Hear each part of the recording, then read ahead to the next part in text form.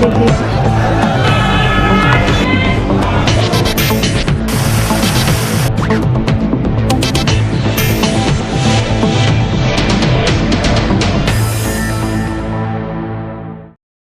वालेकुम नाज़रीन, प्रोग्राम अॼु जी ॻाल्हि में मां आहियां मुंहिंजी मेज़बान सभीन मेमण।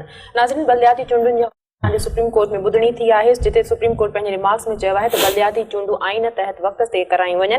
इन हवाले सां इलेक्शन कमीशन ऐं गवर्नमेंट पंहिंजूं ज़िमेदारियूं पूरियूं करे हुकूमत खे ज़रूरत पवे थी त राति पेट में ऑर्डिनेंस जारी कया वञनि था, जॾहिं त बलदियाती चूंडुनि जे हवाले सां के ख़ासि उपाउ न वरिता विया आहिनि। जॾहिं त सिंध हुकूमत बलदियाती चूंडुनि जे हवाले सां नवंबर जे आख़िर में ऐं पंजाब हुकूमत डिसंबर में तारीख़ ॾिनी आहे। बलूचिस्तान जो को बि नुमाइंदो या वकील अॼु सुप्रीम कोर्ट में पेश न थी सघियो ऐं ख़ैबर पख्तूनख्वा में इन हवाले सां का बि कानून साज़ी न थी सघी आहे।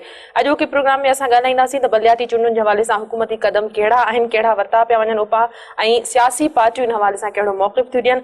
अॼोके प्रोग्राम में असांजा महिमान आहिनि डॉक्टर सोहराब सर्की, पीपुल्स पार्टी जा MP, वॾी महिरबानी अमन जो प्रोग्राम में आया। असांजा ॿिया महिमान आहिनि खुर्रम शेर ज़मान, PTI MP आहिनि। बहुत शुक्रिया आपका प्रोग्राम में आए। डॉक्टर साहब, पहिरीं मां तव्हांखां पुछणु चाहींदमि त जीअं सुप्रीम कोर्ट में ॿुधणी बि थी आहे, तारीख़ जे हवाले सां सुप्रीम कोर्ट अॻु में बि बार बार इहो चवंदी रही आहे त शायदि सूबा इन ते सीरियस न आहिनि या बलदियाती चूंडूं नथा कराइणु चाहिनि। इन हवाले सां तव्हां छा चवंदव त सिंध हुकूमत जे तरफ़ां जेको आहे सो नवंबर जे आख़िर में बलदियाती चूंडूं कराइण जी ॻाल्हि कई वई आहे, पंजाब डिसंबर जी ॻाल्हि करे पियो, ख़ैबर पख्तूनख्वा में अञा कानून साज़ी न थी सघी आहे, जॾहिं त बलूचिस्तान जो को बि नुमाइंदो या वकील अॼु पेश न थी सघियो। मां जेतिरे ताईं सिंध जो तालुक़ु आहे, सिंध जे हवाले सां ॿुधायां त असां कानून साज़ी करे छॾी आहे। उन में जेके अमेंडमेंट कमेटी ठाही, असांजे चीफ मिनिस्टर साहिबु ऐं पार्टी असांजी कमेटी ठाही, असां कानून बि पास करे छॾियो आहे। उन में थोरी थकी माना अमेंडमेंट मथां अञा ज़रूरत पए, उहा बि मां सम्झां थो जल्दी असेंबली कॉल करे उन में अमेंडमेंट उहा बि करे छॾींदासीं। असांजे चीफ मिनिस्टर साहिब जे तरफ़ां जेको पेश थियो आहे उते नुमाइंदो उन चयो त असां रेडी आहियूं, जंहिं महिल सुप्रीम कोर्ट चए त असां उहो इलेक्शन्स कराए सघूं था। मां हिकिड़ी ॻाल्हि ॿुधायां तव्हांखे, इन सां गॾोगॾु ॿिया बि तमामु जेके आहिनि इशू आहिनि, ख़ासि करे जेके तव्हां पाण ॾिसो त काफ़ी टाइम खां वठी सेंसिस न थी आहे, जेकी रिक्वायरमेंट हूंदी आहे उहा बि कॉन्स्टिट्यूशनल रिक्वायरमेंट हूंदी आहे। ॿिया बि खोड़ कम अहिड़ा आहिनि जेके कॉन्स्टिट्यूशनली जेके बि हुकूमतूं रहनि उन्हनि खे उहे करणा हूंदा आहिनि, पर उहे कोन था थियनि। छो न थी सघिया आहिनि? गुज़िरियल 5 सालनि में पीपुल्स पार्टी जी हुकूमत हुई, पीपुल्स पार्टी चाहे या त न पई करे सघे, बार बार सुप्रीम कोर्ट चवंदी रही आहे, हाणे बि इन मामले खे सुप्रीम कोर्ट खयो। एक्चुअली मसइलो आहे त मुल्क जी जेकी सूरत हाल रही आहे, तव्हांखे पाण ख़बर आहे त मुल्क हिकु त जंगी हालतुनि में रहियो आहे, तमामु जेकी आहे क्रिटिकल पोज़ीशन रही आहे, हिते पॉलिटिकल अनस्टेबिलिटी रही आहे। शुक्र अल्हम्दुलिल्लाह पोइ बि हिते माना जनरल इलेक्शन्स टाइम ते थी वियूं आहिनि।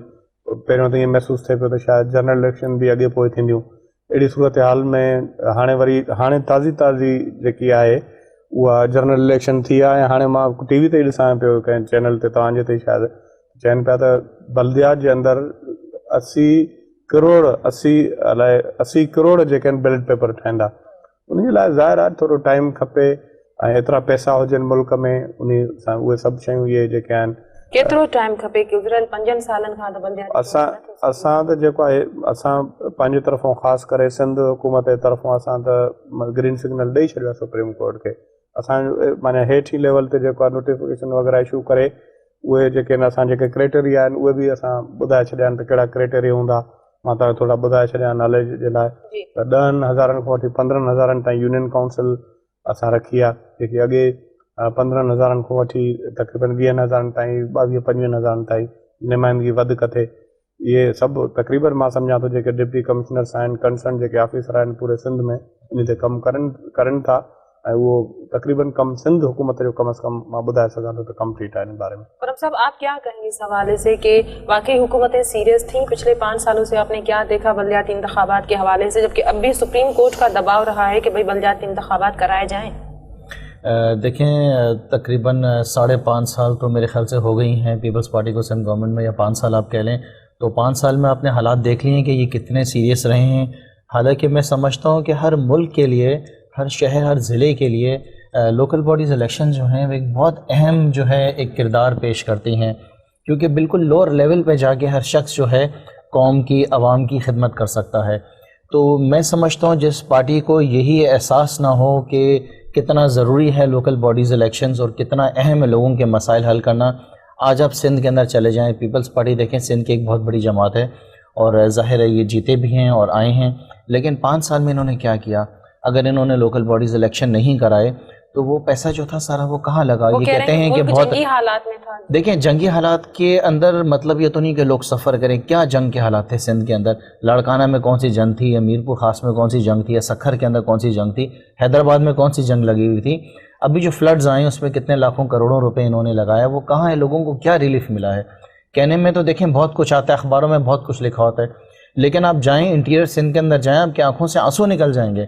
ہم تو کہتے ہیں کہ اللہ کا لاکھ لاکھ شکر ادا کریں کہ ہم کراچی جیسے شہر کے اندر ہیں جہاں پہ پھر بھی ہمیں بہت پریشانی ہے. لیکن جب ہم سندھ کی بات کرتے ہیں تو سندھ کے لوگوں کے لیے ہم نے کیا کیا؟ آج تک ان کو ہم نے کیا دیا ہے؟ پانی تک ہم سندھ کو نہیں دے سکے ہیں، پینے کا پانی فراہم نہیں کر سکے ہیں، کچھ بھی نہیں کر سکے ہیں. تو کچھ معاملات بہتر ہوں. ابھی اللہ کا شکر ہے کہ ان کو احساس آیا ہے، یہ لوکل باڈیز الیکشن کرا رہے ہیں. پیپلز پارٹی کی گورنمنٹ جو بھی اچھا کام کرے گی، ہم ہر دفعہ کہتے ہیں ہم ان کے ہر کام کی تعریف کریں گے. بہت اچھی بات ہے انہوں نے یہ سٹیپ لیا ہے، بھلے 5 سال بعد لیا، دیر آئی درست آئی. اب ان کی بہت بڑی ذمہ داری ہے یہ کہ یہ لوکل باڈیز الیکشن جو ہیں یہ فیئر ہونے چاہیے، یہ ریگنگ نہیں ہونی چاہیے. اس کے اندر عوام دیکھیں آپ سمجھتے ہیں کہ آپ سندھ میں بہت پاورفل ہیں، لوگوں نے آپ کو ووٹس دیے ہیں اور آپ آئے ہیں ایک فیئر الیکشنز کے تحت، آپ سمجھتے ہیں، ہم نہیں سمجھتے ہیں. لیکن ابھی کیونکہ آپ سمجھتے ہیں کہ یہ حقیقت ہے تو آپ کی ذمہ داری ہے ان الیکشنز کو آپ فیئر طریقے سے کرائیں، تاکہ دیکھیں یہ جو الیکشنز ہوتے ہیں یہ دوسرے الیکشن سے تھوڑا فرق ہوتا ہے. اس میں جو لوگ اپنے ایریا کے حساب سے، ذات کے حساب سے، اس حساب سے لوگ ووٹ دیتے ہیں اور انہی لوگوں نے آ کے ان لوگوں کو سرو کرنا ہوتا ہے. مسئلہ سب سے بڑا یہ ہے کہ جب تک یہ الیکشنز نہیں ہوں گے، ہمارے جیسے بھائی بیٹھے ہیں، میں بیٹھا ہوں، اس بات سے یہ بالکل جو ہے نا میری بات پہ متفق ہوں گے کہ ہم ایم پیز ہیں، ہمارا کام ہے لیجسلیشن کرنا، قانون سازی کرنا. لیکن صبح سے شام تک آپ یقین کریں جو ہمیں مسائل آتے ہیں، پینے کے پانی میں گٹر لائن آئی ہوئی ہے، کچرا اٹھوا دو، لائٹیں آن کروا دو، یہ کروا دو، وہ کروا دو، یہ ہمارا کام نہیں ہے. لیکن ہم دن میں 8 گھنٹہ یہی کام کر رہے ہیں. تو خدا کے واسطے یہ الیکشنز اب انہوں نے ہمت پکڑی ہے، یہ الیکشنز کرا دیں تاکہ جس کا جو کام ہے وہ کام کریں، اور جو ہمارا کام ہے قانون سازی کا، اس کام میں ہم دلچسپی لیں اور بہتر جو ہیں ایسے قانون لے کر آئیں تاکہ لوگوں کی ہم خدمت کر سکیں اور ایک بہتر نظام چلا سکیں. ڈاکٹر صاحب وڈے وزیر جو بیان آیا ہے تو الیکشن کمیشن بلدیاتی چونڈن کے حوالے سے تاریخ ڈے سندھ حکومت تاریخ ڈیندی ہے الیکشن کمیشن چونڈن کے صاف شفاف بنائण کے عمل کے یقینی بنائیندی ہے، الیکشن کمیشن تاریخ ڈیندی ہے؟ इलेक्शन कमीशन तारीख़ ॾींदी आहे ऐं जेकी हुकूमत हूंदी आहे उहा अश्योर कंदी आहे त उन जेके बि इलेक्शन्स जेकी केयर टेकर हुजे या जेकी बि हुजे उन खे माना इलेक्शन फेयर एंड फ्री कराए. बाक़ी शेर ज़मान साहब जेको आहे पूरो मौज़ू तो हटी करे सॼो पॉलिटिकल हिकिड़ी स्टेटमेंट ॾेई वियो. अहिड़ी ॻाल्हि कोन्हे. जेके हिते जेके डायनामिक्स रहिया आहिनि, मां जीअं पहिरियों चयो, तव्हां पाण ॾिसो त उन में जेकी सूरत हाल रही आहे, फ्लड आयो, उन खां पोइ वरी जेको आहे बारिशुनि में पूरे सिंध अंदरूनी सिंध तबाह थी वई. हिते हाणे कराची में वेही करे ॻाल्हि करणु सवली आहे. असांखे ख़बर आहे जेको असां हुते जेके इशूज़ आहिनि उहे असां फेस कयूं था ऐं अलहमदुलिल्लाह ज़ाहिर आहे पाकिस्तान पीपल्स पार्टी उते ख़िदमत कई आहे ऐं ख़िदमत कई आहे, उन जे नतीजे में कामयाबु थी आहे ऐं उन में वॾो मैंडेट मिलियो अथसि. इहो मुमकिन ई न आहे त एतिरियूं पार्टियूं सभु गॾु थियनि ऐं उन खां पोइ बि पाकिस्तान पीपल्स पार्टी खे एॾो मैंडेट मिले. इहो त मां नथो सम्झां त तारीख़ में कॾहिं ईअं न थियो आहे त एतिरियूं पार्टियूं हिकिड़े प्लेटफॉर्म ते गॾु थियूं हुजनि. उनमें ज़ाहिर आहे पाकिस्तान पीपल्स पार्टी ख़िदमत कई आहे, ख़िदमत जे बदिले में माण्हू उन्हनि खे वोट ॾिनो आहे. बाक़ी रहियो सुवाल बल्दियात जो, बल्दियात जे लाइ मां पहिरियों ई तव्हांखे चई छॾियो आहे कयो, असांजी मुकमल तयारी आहे, पहिरियों बि तयारी आहे. इहा सिर्फ़ु सिंध जो इशू न हो. तव्हां पाण ॾिसो त पंजाब में ॿी हुकूमत हुई, फ्रंटियर में ॿी हुकूमत हुई, बलोचिस्तान में असांजी कोलिशन गवर्नमेंट हुई, उन में जमियत बि गॾु हुई, होॾे ANP जी हुकूमत हुई. त मुख़्तलिफ़ हुकूमतूं हुयूं. सिर्फ़ु मतिलबु इहा ॻाल्हि करणु, हिते जेके इशूज़ हुया त उहे पाण शेर ज़मान साहब खे ख़बर आहे. हाणे असां जेकी आहे मस वञी करे हिते जेको आहे सूरत हाल काफ़ी बहितर थी आहे ऐं हाणे कराची जे हवाले सां जेको हले थो अमन अमान जे लिहाज़ सां जेकी मूवमेंट आहे, उन में तव्हां पाण अहिड़ी सूरत हाल जेकी रही आहे, इन सूरत हाल में जेके इहे आख़िरी जेके ऑपरेशन जा फ़ैसिला या जेको आख़िरी माण्हू जॾहिं तंग थी करे पोइ इहे आख़िरी मतिलबु इहो आख़िरी जेको आहे इहो इस्तेमालु कंदो आहे माण्हू. उन सूरत हाल में असां पंहिंजो ॾिठो आहे काफ़ी टाइम खां वठी त अहिड़ी सूरत हाल जॾहिं मुल्क में रहे थी त उन में जेके उन लेवल ते वहनि था माण्हू, उन्हनि खे इहे प्रॉब्लम्स जा ख़बर बि आहे. बाक़ी वेही करे चवणु त हे करे सघे थो, हो करे सघे पियो, आसान हो, को मसइलो कोन हो.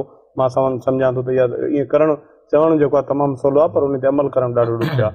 साईं जन जी बि आहे न, साईं जन जी बि हाणे आहे उते PTI जी हुकूमत आहे, उते पहिरियों त चवनि पिया सभु कुझु ठीकु थी वेंदो, दहशतगर्दी ख़तमु थी वेंदी। हाणे दहशतगर्दी त अॻे खां वधी वई आहे, अञा ताईं जेको आहे चवनि था आइडियल ॾींदासीं, कानून साज़ी न करे सघिया आहिनि बल्दियात जे बारे मैं सां। आपसे पूछना चाहूंगी, खैबर पख्तूनख्वा में इस हवाले से अभी तक कोई कानून साजी नहीं हो सकी। कहा जा रहा है कि अच्छा बल्दियाती निज़ाम लाएंगे, लेकिन कैसे अच्छी हुक्मरानी से उसको यकीनी बनाया जाएगा? नहीं, इंशाल्लाह ताला देखें जो निज़ाम आने वाला है बल्दियात का खैबर पख्तूनख्वा में, मुझे यकीन है कि ये निज़ाम सबसे बेहतर होगा। कानून साजी में कुछ थोड़ा वक्त और दरकार है, और मैं उम्मीद करता हूँ कि इंशाल्लाह ताला मामला जल्दी बेहतर हो जाएंगे।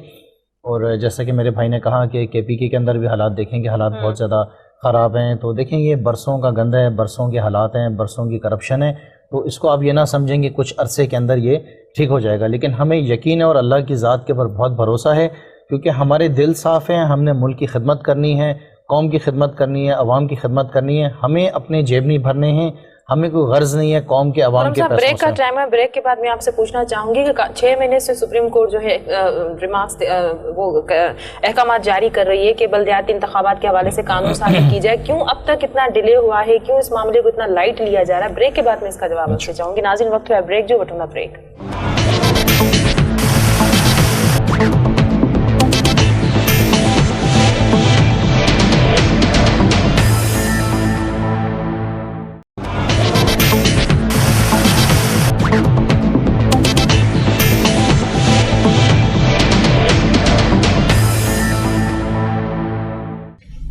वेलकम बैक नाज़रीन। जी खुरम साहब, ब्रेक से पहले बात हो रही थी कि कानून साजी अब तक क्यों नहीं हो सकी? 6 महीने से मुसलसल सुप्रीम कोर्ट कह रही है, क्या वजह है, क्यों डिले हो रहा है, क्यों इतना मामले को हल्का लिया जा रहा है? देखें, कुछ और भी पार्टीज़ हैं KPK में, खाली ये जो है ये PTI नहीं है, और हमारा जो वहाँ पे PTI का कुछ इस तरीके का तरीक़ाकार है कि सिंध गवर्नमेंट में जैसे ऐसा होता है कि हम जब जाके बैठते हैं असेंबलीज़ के अंदर, तो हमें ये भी नहीं मालूम होता है कि आज कौन सा कानून पास होना है, और फ़ौरन जो है कानून पास होने लगते हैं, और जो हमारे जो मिनिस्टर साहिबान हैं वो पढ़ना शुरू कर देते हैं। हम यहाँ तक कि जो अपोजिशन पार्टीज़ में, इसमें MQM भी शामिल है, फंक्शन लीग भी, और हम तमाम खड़े होकर शोर मचा रहे होते हैं कि हम आपस तो कोई बिल्स ही नहीं है, हमें पता ही नहीं कि अब क्या कानून पास कर रहे हैं। तो हमने KPK के अंदर इस तरह का रिवाज कायम नहीं किया है। कुछ एडवांस में जो है पार्टीज़ को हम भेज दिया करते हैं कि हम ये बिल लेकर आ रहे हैं, इसके अंदर आपकी क्या तजवीज़ात हैं, क्या तजावीज़ हैं, आप क्या चाहते हैं, इसके अंदर क्या चेंजेस लेकर आने चाहिए। तो जो उसके अंदर इम्प्लीमेंटेशंस होती हैं, किसी की ये कुछ तजावीज़ होती हैं, किसी की कुछ और होती हैं। तो इस तरह के मामला जब चलते हैं असेंबलीज़ के अंदर, तो कुछ बिल्स ऐसे होते हैं जो वेरी इंपॉर्टेंट होते हैं, उसको हम कुछ वक्त दरकार हो जाता है। अब जैसे कि मैं आपको यहाँ के बारे में भी बताऊँ कि जब यहाँ लोकल बॉडीज़ का जो बिल यहाँ पे पास किया गया था, तो तकरीबन 3 दिन पहले हमें कॉल आई थी कि हम जो हैं इसको पास करने जा रहे हैं। हमने कुछ लोकल बॉडीज़ का जो भी बिल है, हमने उसके अंदर कुछ अमेंडमेंट्स की हैं, तो लिहाजा जो है ना आप आएँ, हम आपसे बैठ के ना बात करना चाहें तो आप कर लें। तो हमने उनसे कहा कि हमारे पास तो अभी तक आपने कुछ एक रिटन फॉर्म में कोई हार्ड कॉपी, कोई सॉफ्ट कॉपी कुछ नहीं भेजी है, कुछ तो आप हमें दें, कुछ टाइम दें। हम कम से कम 7 दिन लेंगे इस बिल को पढ़ने में, इसको समझने में कि इसके अंदर क्या चीज़ें ऐसी हैं जो कौम के मफाद में, लोगों के मफाद के अंदर हम कुछ आपको बेहतर तजावीज़ दे सकते हैं। नो डाउट इसके अंदर पीपल्स पार्टी सिंसियर थी कि अगर हमारी कोई तजावीज़ हैं तो उसको लेना चाहते थे, उसको टेबल पे रखना चाहते थे। लेकिन अगर 3 दिन पहले आपको इतनी एक इम्पॉर्टेंट बिल के ऊपर कहा जाए कि अच्छा, उसके नेक्स्ट डे फिर हमने सेम डे जब हमें पता चला कि सिलसिला चल रहा है, तो अनऑफिशियली हमने जाके इसकी कॉपी हासिल की। लेकिन आप समझती हैं कि इतना बड़ी जो कॉपी है उसको पढ़ने में 3 दिन हमें लगेंगे? कम से कम 7 दिन है जो हम अपने किसी जो है क्वालिफाइड लोगों से, कुछ प्रोफेशनल से हम पढ़ाएं, उसको हम समझें, उसके बाद उसके ऊपर इम्प्लीमेंटेशन हो सके जो भी हमने चेंजेस करानी है। तो KPK के अंदर इस वजह से लेट हो रहा है कि जो हमारी दूसरी अपोजिशन की पार्टीज़ हैं उनको हमने बिल आगे फॉरवर्ड किया हुआ है ताकि वो पढ़ लें, समझ लें, और जो उनके तजावीज़ हैं उस पर हम अमल कर लें, मिलजुल के एक बेहतर निज़ाम आ जाए ताकि उसके अंदर कामयाबी के साथ इसको हम बेहतर तरीके से चला सकें। ये ना हो कि हमने ला के जो है ना उसको हमने लागू कर दिया कि यही और इसको लो और चलाओ। डॉक्टर साहब, पंजाब में कानून साज़ी तो थी वई आहे, पर पोइ बि बल्दियाती चूंडूं दिसंबर में कराइण जी ॻाल्हि कई वई आहे। अक्टूबर, नवंबर, दिसंबर, इनखे तव्हां कीअं था ॾिसो? पहिरियों पंहिंजो जी बिल्कुलु। भाउ आहे, उन जो मां अहिड़ी ॻाल्हि करे छॾे थो मीडिया ते रहिजी वेंदी, त उनजो जवाबु पहिरीं ॻाल्हि इहा आहे त जेको बि सिंध असेंबली जो बिल थींदो आहे, हिकु ॾींहुं अॻु में, माना हिकु ॾींहुं या 2 ॾींहं अॻु में सभिनी खे सर्व थी वेंदो आहे। असेंबली जो कमु आहे, इहो हुकूमत जो कमु न आहे। असेंबली सेक्रेटरीट जो साईं आहे, पहिरियों दफ़ो थी वियो आहे, मूंखे 4-5 दफ़ा मां रहियो आहियां, 4 दफ़ा त असेंबली में चोथों दफ़ो वेठो आहियां त मक़सदु आहे त इहो ॿियो वरी जेको आहे कंप्यूटर ते सॼो जेको आहे जेको बि हूंदो आहे कारवाई उहा कंप्यूटर ते बि असेंबली फीड करे छॾींदी आहे। ऐं ॿी ॻाल्हि इहा त असां पाण ख़बर आहे तव्हांखे त असां पाण जेकी सूरत हाल रही असां वज़ीर आज़म हिकिड़ो इन कोर्ट जी जेकी आहे वठ पकड़ तेज़ी उन में हिकिड़ो वज़ीर आज़म असां पाकिस्तान पीपल्स पार्टी विञाए वेठासीं त हाणे इन सूरत हाल में जल्दी जो त हाणे उन में ज़ाहिर आहे 3 ॾींहं ई ॾेई सघजनि था। ऐं मुंहिंजे ख़्याल में जेकॾहिं पढ़ण ते माण्हू अचे त हिकिड़ो ॾींहुं तमामु घणो आहे। ठाहिण जे लाइ जीअं साईं चए थो त बिल खे ठाहिण जे लाइ उहो वाक़ई टाइम बाक़ी पढ़ण जे लाइ त कोई प्रॉब्लम ई न आहे। अमेंडमेंट करण जे लाइ मां सम्झां थो मां ई हिकिड़े ॾींहं में मां ई पढ़ी सघां थो, पढ़ी करे जेके बहितर आहिनि अमेंडमेंट उहे दिमाग़ में अचनि उहे सजेस्ट करे सघां थो, इहो अहिड़ो कोई प्रॉब्लम न आहे। हाणे तव्हां सवाल कयो अलाए छा पिया चओ। मूं तव्हांखां पुछियो त पंजाब में बि कानून साज़ी थी वई आहे पर पोइ बि बलदियाती चूंडूं दिसंबर में कराइण जी ॻाल्हि कई वई आहे, एतिरो आख़िर में छो? एक्चुअली मां हिकिड़ी अर्ज़ु ॿुधायां तव्हांखे त नून लीग जेको आहे कतराए थी, पहिरीं ॻाल्हि इहा आहे त उहा इन खां कतराए थी त चवनि था त कंहिं तरीक़े सां बलदियात थियनि कोन, नंबर 1। नंबर 2 असांजो मौक़िफ़ इहो आहे त उहा जेकी आहे बलदियात बि पॉलिटिकल प्रोसेस आहे न, पार्टी बेसिस ते थियणु खपे। उहो चवनि था त पार्टी बेसिस ते न थियणु खपे ऐं नॉन पार्टी बेसिस ते थियणु खपे। त माना उन्हनि जो इहो आहे ख़्यालु त सुभाणे नॉन पार्टी बेसिस ते जेके कराए ऐं उन खां पोइ जेके उते माण्हू जेकी क़यादत अचे उन ते पाण हथु रखूं। जीअं अॻे जेकी नून लीग जेकी पार्टी ठही आहे मां सम्झां थो उहा इन जे करे ई ठही आहे, जेकी उन वटि हिन वक़्तु क़यादत आहे उहा नॉन पार्टी बेसिस ते 85 वारी इलेक्शन वरी नॉन पार्टी बेसिस ते जेके बि फौजी डिक्टेटर जेके बि इलेक्शन्स करायूं उते जेके बलदियात में खटे करे माण्हू मथे आया उन्हनि खे उन्हनि पंहिंजी पार्टी में अॻे करे ऐं उन्हनि खे अॻे आंदो। हाणे उन्हनि जा माना पार्टी में उहे तमामु सीनियर हुकुम आहिनि, रहनुमा आहिनि। उन हिसाब सां मां सम्झां थो त पार्टी बेसिस ते थियणु खपे ताकी जेको आहे पंहिंजो हर कंहिंजो प्रोग्राम बि हूंदो। सुभाणे जेकॾहिं को माण्हू हाणे साईं चए थो की हिन में ख़ैबर पख्तूनख्वा में ॿियूं पार्टियूं बि आहिनि त इहो त आहे मसइलो, हर माण्हू ईअं चवंदो आहे ॿियूं पार्टियूं बि आहिनि। मसइलो इहो आहे त जेको उते चीफ मिनिस्टर आहे, चीफ एग्ज़ीक्यूटिव आहे, मुंहिंजे ख़्याल में उन खे ई मामलात खणणु खपनि, उन पार्टी खे खणणु खपनि। उन जी रिस्पॉन्सिबिलिटी आहे त उहे कीअं जल्दी में बिल पास कराइनि था ऐं जेके इशूज़ आहिनि उन्हनि खे कीअं ख़तमु करनि था ऐं मामले खे कीअं अॻे वधाइनि था। डॉक्टर साहब, सिंध में बलदियाती निज़ाम जे हवाले सां तकबंदियुनि ते ॿियनि पार्टियुनि जा खे कुझु एतिराज़नि जेके साम्हूं आया आहिनि उन ते तव्हां छा चवंदो?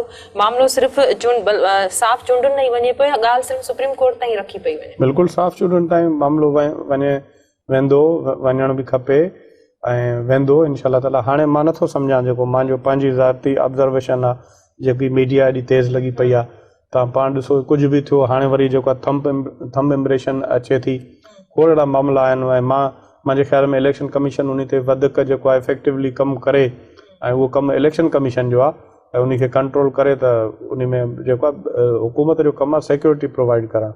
उहे जेके बि ॿिया जेके जज हज़रात ॿिया इहे सभु जेके आहिनि उहे कुल जेके बि इलेक्शन प्रोसेस आहे उन में डायरेक्ट हुकूमत जो को बि माना किरदारु न हूंदो आहे। हुकूमत जो किरदारु सिर्फ़ु इहो हूंदो आहे त अमन अमान सां इलेक्शन फेयर एंड फ्री थिए ऐं अमन अमान सां थिए, उन में का गड़बड़ न थिए। फेयर एंड फ्री खे अश्योर करणु उन्हनि जो कमु आहे। जेकॾहिं अहिड़ी का ॻाल्हि किथे बि माना उन टाइम ते जेके बि इख़्तियारात हुकूमत जा इख़्तियारात जेके आहिनि जॾहिं इलेक्शन थींदी आहे उहे बि जजनि ॾे ट्रांसफर थी वेंदा आहिनि। त उहे जज जेकॾहिं उहे कराइणु चाहिनि इलेक्शन कमीशन त उन में को माने तकबंदियुनि जे हवाले सां जेके एतिराज़ साम्हूं अचनि था मुख़्तलिफ़ पार्टियुनि जा, इन हवाले सां तव्हां तकबंदी जे हवाले सां तकबंदी ॾिसो न, मां असेंबली में बि चयो, इम्तियाज़ शेख साहिबु चयो ऐं इम्तियाज़ शेख ॿियो दफ़ो इलेक्ट थी करे आयो आहे, पर उन इहा ॻाल्हि कई त तकबंदी तव्हां करायो उन खां इलेक्शन कमीशन खां करायो या कोर्टनि जे थ्रू करायो, असांजो कोई एतिराज़ कोन्हे, असां त इहो को प्रॉब्लम न आहे। पर जहिड़े नमूने सां ईअं जेके उन्हनि जूं डिमांड आहिनि या जहिड़े नमूने सां उहे चाहिनि था, मां तव्हांखे फ्रेंकली ॿुधायां त उहे त तक़रीबन वरी 5-6 साल ॿिया पॉसिबल न आहे। त उहा इलेक्शन न मां असांजो त इहो कमु ई न आहे न, इहो कमु आहे पंहिंजो मुख़्तियार कार ऐं उन खां पोइ AC असिस्टेंट कमिश्नर DC।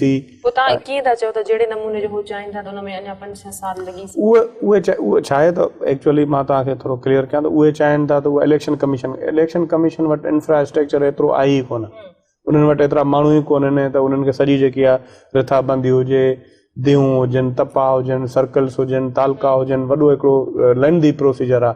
उन में हिकु सेंसिस हुजे, ब्लॉक्स ठहनि था, इहो तमामु माने सोलो कमु न आहे। उन में जेकॾहिं उन हिसाब सां जेकॾहिं उहे वेही करे करनि हे त हाणे हिननि खे हिकिड़ो पुराणो रेवेन्यू डिपार्टमेंट अंग्रेज सरकार खां वठी इस्टेब्लिश्ड आहे, उन्हनि खे सॼी इहा ट्रेनिंग आहे, उहे इन ते जल्दी करे सघनि था। हाणे इलेक्शन कमीशन या कंहिं ॿिए कोर्ट खे त इहो माने प्रोसीजर जी ख़बर ई न आहे। अॻु में उन्हनि खे ट्रेनिंग ॾियराइनि, पोइ वरी उन्हनि खे इलाइक़ा डिमार्केशन करनि कहिड़ा इलाइक़ा आहिनि, उन्हनि में ज़ाहिर पोइ टाइम लॻंदो उन्हनि खे। खुरम साहब, सुप्रीम कोर्ट ने अपने रिमार्क्स में कहा है कि अगर हुकूमत चाहे तो एक रात में ऑर्डिनेंस जारी कर देती है, लेकिन बल्दियाती निज़ाम के हवाले से कोई ख़ास जो है वो इंतजामात नहीं किए गए, सुस्ती की गई, इस पर आप क्या कहेंगे? मैं समझता हूँ कि हुकूमत जो, जैसे कि मैंने आपको कहा कि मुझे सिंसियर नज़र आ रही है इस दफ़ा के तमाम जो लोकल बॉडीज़ के मामलात हैं, जो ऑर्डिनेंस हैं, और हम सपोर्ट करते हैं जो डीलिमिटेशन है, जो मेरा ज़ाती ख्याल है इसमें कोई हर्ज नहीं है अगर डीलिमिटेशन जो भी कर रहे हैं जिस तरीके कार से कर रहे हैं, क्योंकि पीपल्स पार्टी क्योंकि सिंध की एक पुरानी जमात भी है, और बस मैं समझता हूँ किसी को फेवरिज्म नहीं करना चाहिए है। जो कौम के मुफाद में हो, जो मुल्क के मुफाद में जो भी ये काम करें, अच्छा काम करेंगे, हम इनकी तारीफ़ करेंगे। जो काम हम समझेंगे कि वो ठीक नहीं है तो हम उसको बिल्कुल खुल के सामने आके हम उसको जो है ना अपोज करेंगे, क्योंकि हमारा काम ही है, अपोजिशन का काम ही यही है कि हमने उनके जो बुरे काम है उनकी बुराई करनी है, और जो अच्छे काम करेंगे वो हमारी पूरी जिम्मेदारी है कि हमने उनकी तारीफ़ करनी चाहिए ताकि और बेहतर तरीके से उन कामों को वो सर अंजाम दें। डॉक्टर साहब, हाणे बलूचिस्तान में जीअं ज़िलज़िलो आयो आहे, अमन अमान जी ख़राब सूरत हाल आहे, या माण्हुनि ताईं जेके आहिनि से रिलीफ न पियो उन्हनि ताईं उहे शयूं पहुची सघनि, मुश्किलूं जेके पेश अचनि पियूं, तव्हां सम्झो पिया त जेकॾहिं लोकल निज़ाम हुजे हा त माण्हुनि खे वक़्त ते रिलीफ मिली सघे हा, या इहे कम करण जे हवाले सां वधीक आसानी पैदा थी सघे हा? इन में कोई शक न आहे। मां पंहिंजे भाउ जी ॻाल्हि ते बिल्कुलु मुतफ़िक़ आहियां। हिकिड़ो वॾी बॉडी आहे ऐं दे लेवल ते माना काउंसलर्स ऐं वॾो हिकिड़ो सिस्टम आहे पॉलिटिकल, ऐं उहा असां जीअं साईं चयो त असांजी बिल्कुलु इन में नियत आहे, नेक नियती सां चऊं था त इहा असां करायूं, उन में असांखे मदद मिलंदी। असां बि जीअं साईं चए थो त जेके असांजा कम न आहिनि उहो बि प्रेशर असां ते आहे, उहे असां हाणे न आहे सिस्टम जीअं साईं चए थो। साईं त हाणे मिसाल गवर्नमेंट में बि न आहे, ईअं अपोज़िशन में आहे, पर उन जे बावजूद बि ज़ाहिर आहे माण्हुनि हिनखे वोट कयो आहे त माण्हू इन खे चवंदा न इलेक्टेड नुमाइंदो इहो ई आहे न, त जहिड़ो बि तरीक़ो करे ॻाल्हाए, असेंबली में ॻाल्हाए, जेको बि आहे माने फोरम उन खे इस्तेमालु करे, उन हिसाब सां बिल्कुलु असांजी बि मदद थींदी।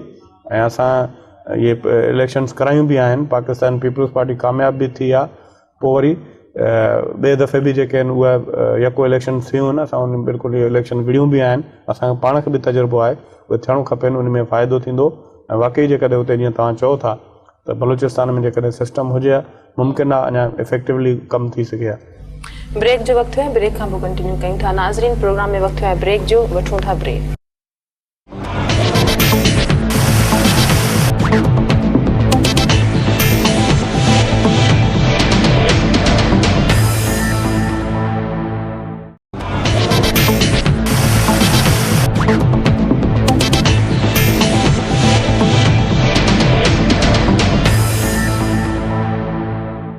Welcome back. डॉक्टर साहब, मकानी चूंडुनि खां अॻु में जेके ज़िला ठाहिया विया आहिनि, ऐं ॿिया ज़िला ठाहिण जी जेका ॻाल्हि कई थी वञे, इन खे तव्हां कीअं था ॾिसो? छो त मुख़्तलिफ़ पार्टियुनि जा इहे बि राय साम्हूं अची रहिया आहिनि त इहा धांधलियुनि जी बि शुरूआति आहे, या धांधलियूं कराइण जे करे या पंहिंजा नवाज़ी जे करे इन तरह जा ज़िला ठाहिया पिया।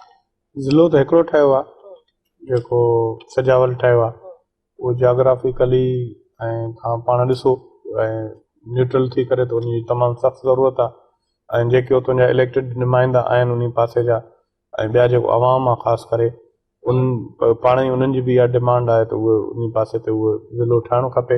ऐं तमामु वॾो ज़िलो आहे, ऐं ज़िला अॻे ॿी हुकूमत हुई, पोइ हिते जॾहिं हुननि जी मुशर्रफ साहिब जे दौर में बि तमामु नंढा नंढा ज़िला ठहिया, हिकु अनफिज़िबल आहे।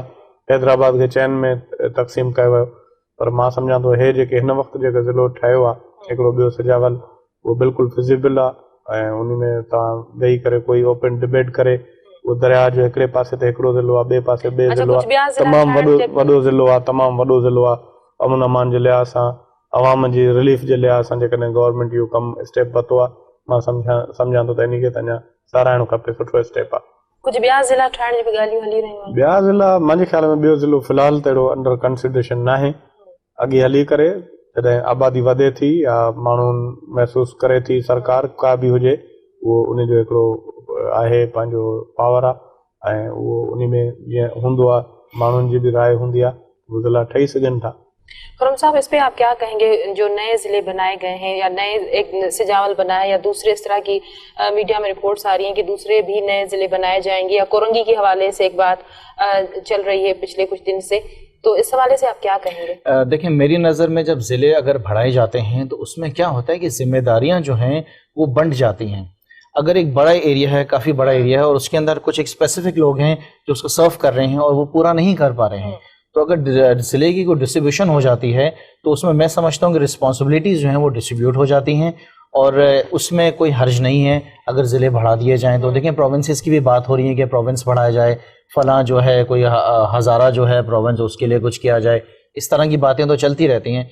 तो इस तरीके से मैं समझता हूँ कि आप जो लोगों को सर्व करना चाहते हैं उसके अंदर आपकी जो क्वालिटी है वो बढ़ जाती है, आपका टाइम जो है वो बढ़ जाता है, और इसमें कोई हर्ज नहीं है। अगर कोई भी काम बेहतरी की तरफ हो तो अच्छी बात है। लेकिन आप देखेंगे जिस तरीके से अब ये लोकल बॉडीज़ इलेक्शन आने लगे हैं आगे, और इसके लिए पीपल्स पार्टी की गवर्नमेंट जो है जो भी तैयारी कर रही है, जैसा भी कर रही है, तो इसमें इम्प्लीमेंटेशन क्या होगी।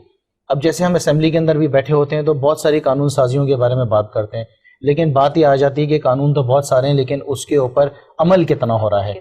आप जो निज़ाम लेकर आ रहे हैं इसका आपका जो है इसकी सोर्स क्या है, तमाम उन काउंसलर्स को, उन नाज़िम को पैसा देने की सोर्स क्या है, और सबसे बड़ी बात है कि जो निज़ाम आप लेकर आ रहे हैं इसके ऊपर चेक एंड बैलेंस क्या है। कहीं ये तो नहीं होगा कि 5 साल के बाद जब दूसरी हुकूमत आएगी तो फिर वही बातें होंगी कि जो पैसा खर्च हो गया है उसका कोई हिसाब किताब नहीं होगा। एक एक रुपए का, एक एक चार आने का हिसाब होना चाहिए है।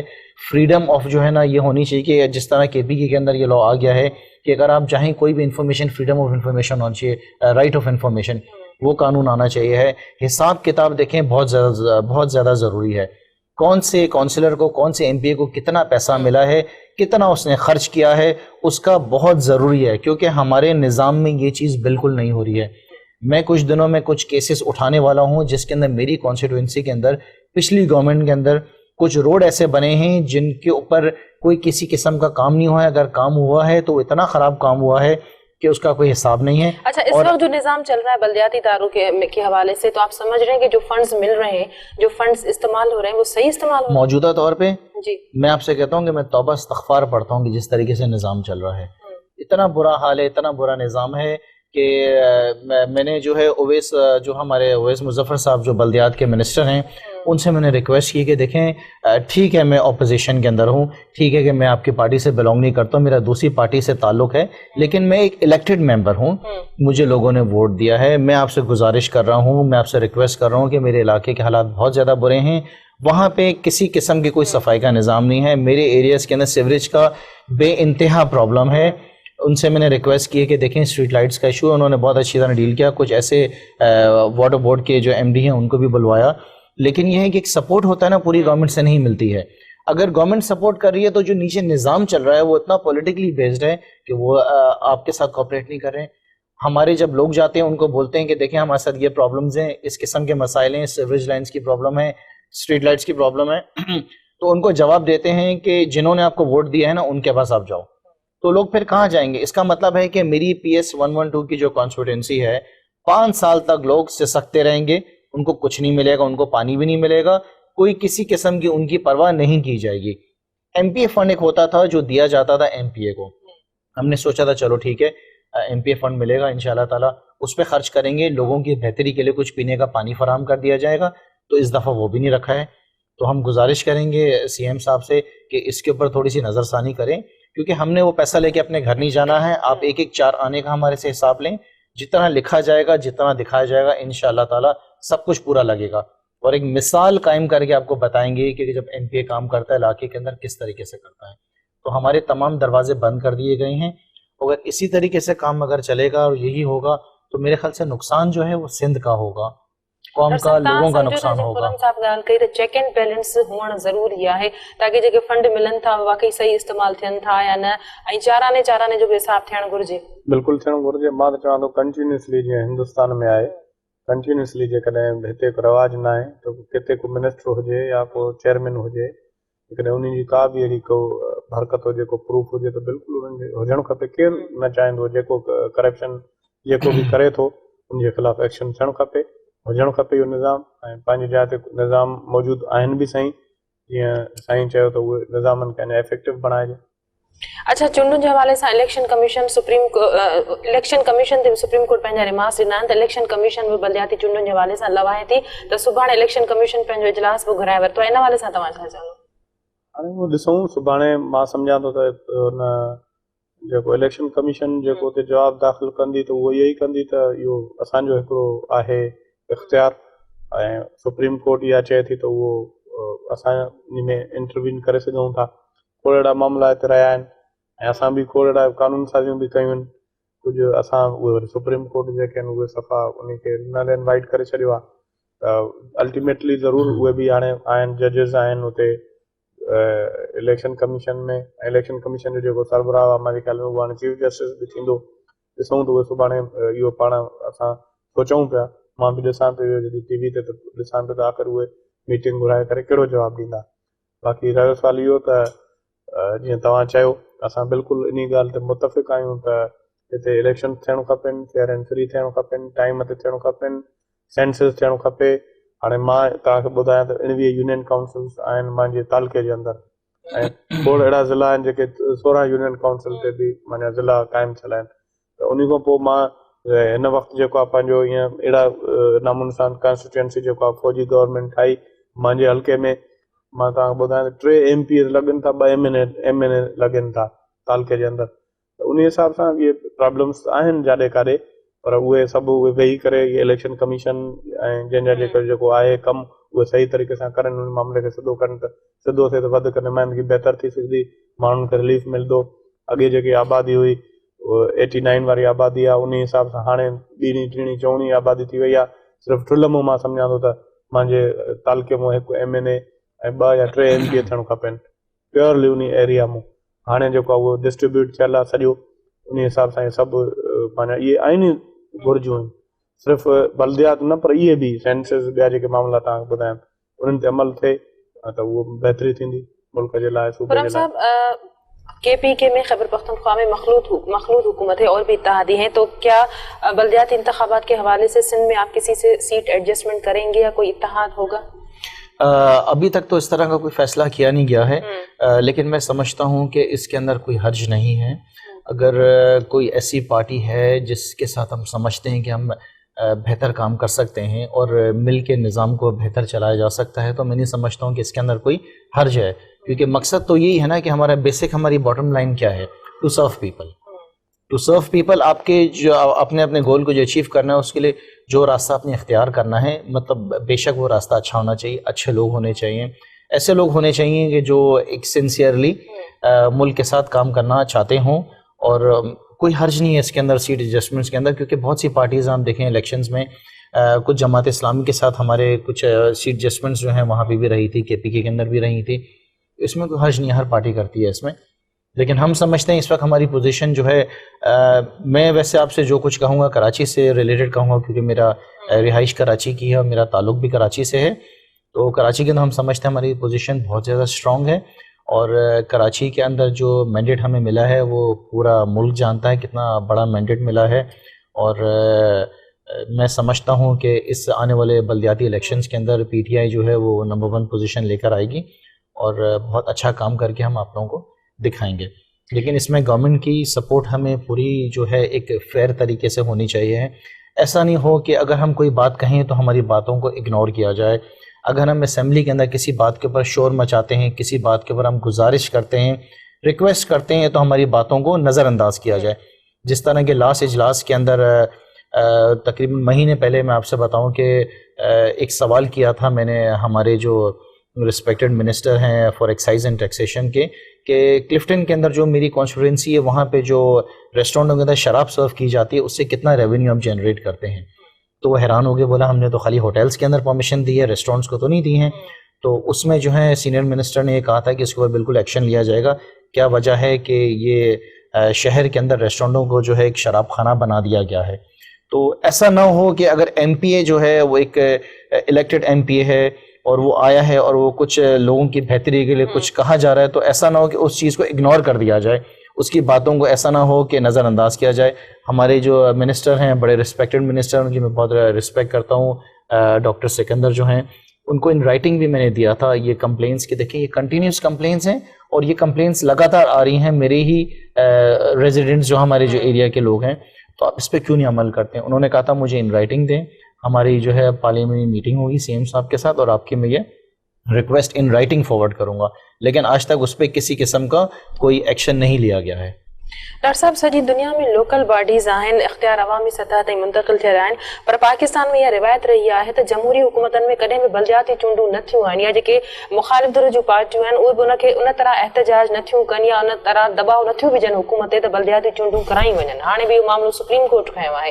जमहूरी हुकूमतनि में कॾहिं बि बलदियाती चूंडूं छो न थी सघियूं, यानी अवॉइड छो कयो वियो आहे? एक्चुअली मसइलो इहो आहे न त पहिरीं ॻाल्हि इहा आहे त इहो हुजणु खपे। मां त 500% तव्हां मुतफ़िक़ आहियां। तव्हां इहा ॻाल्हि बि सही आहे त डिक्टेटरनि जे दौर में बाक़ी जमहूरी हुकूमतनि न रहियूं आहिनि। उन जी वजह इहा आहे त डिक्टेटर जॾहिं अचे थो त उनखे का माना हिकिड़ी रिप्रेज़ेंटेशन जे लाइ का बि उनखे प्लेटफॉर्म न आहे। उहो प्लेटफॉर्म पंहिंजो क्रिएट करण जे लाइ ऐं माण्हुनि खे ईअं सम्झो खणी ॾेखारण जे लाइ उहो बलदियाती जेके आहिनि उहे करनि, छाकाणि त उन्हनि जो कमु जेको आहे तव्हां सिर्फ़ु म्युनिसिपल एडमिनिस्ट्रेशन हूंदी आहे ऐं हेठि सतह ते कमु करणु, जेके असेंबलियूं हूंदियूं आहिनि उन्हनि जो जेको आहे कानून साज़ी आहे। मोहम्मद ख़ान जोणे जो तमामु शरीफ़ वज़ीर आज़म हो, तव्हां ख़बर आहे त उनखे बि जहाज़ में मथे जनरल ज़ियाउल जहाज़ में वीचारे खे लहण बि न ॾिनई, अॻे ई उनखे मोकिले छॾियईं। मोहतरमा बेनज़ीर भुट्टो हुजे, नवाज़ शरीफ़ वञी जेल में पियो। उनजे करे उहे इहे जेके इन्हनि जो कराइण जो मक़सदु ईअं न आहे त उहे के उन नेक नियती सां कराईंदा आहिनि, शाबस आहे उन्हनि खे जो बलदियात कराईंदा आहिनि। उन्हनि वटि बि अल्टरनेट फोरम न हूंदो आहे, इन खे फोरम खे इस्तेमालु कंदा आहिनि बलदियात वारे खे, पर थियणु खपेनि। ऐं जेकॾहिं मां सम्झां थो त जेकॾहिं जमहूरी हुकूमतनि में थींदियूं त जमहूरी हुकूमत बि स्ट्रेंथन थींदी ऐं जेके हेठि सतह ते जेके प्रॉब्लम्स आहिनि उहे बि रिज़ॉल्व थींदा। वॾी महिरबानी मां ॿिन्ही महिमाननि जी प्रोग्राम में आया हुआ। नाज़रीन, अॼु जी ॻाल्हि प्रोग्राम जे वक़्त ते ख़तम थो थिए। पंहिंजी मेज़बान सभिनी मेमण खे ॾींदा इजाज़त। अल्लाह